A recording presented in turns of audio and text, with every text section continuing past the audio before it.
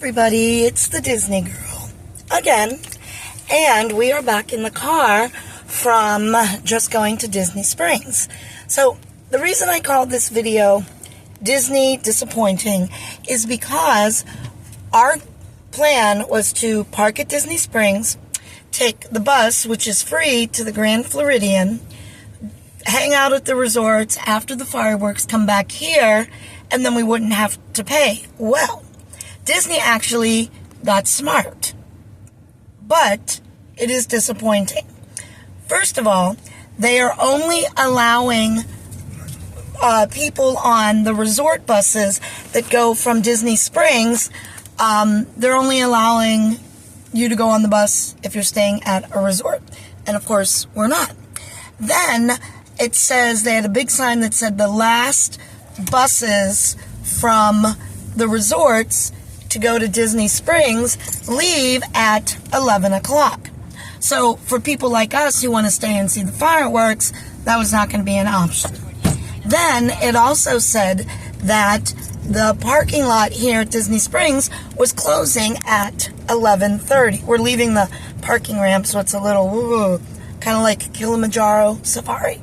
Anyways, and I was like, they've got the Irish pub and all these places. You mean they're not going to be celebrating to New Year's and they're going to kick everybody out? That would totally bring down the revenue they would bring in. Anyways, so the lady said, well, you can go park at the resort, but we don't want to park at the resort because they only let you stay there for 3 hours. Before, you could stay there all day, but they got smart on that one. Here they got smart on the New Year's Eve thing. So she says, well, just go to TTC.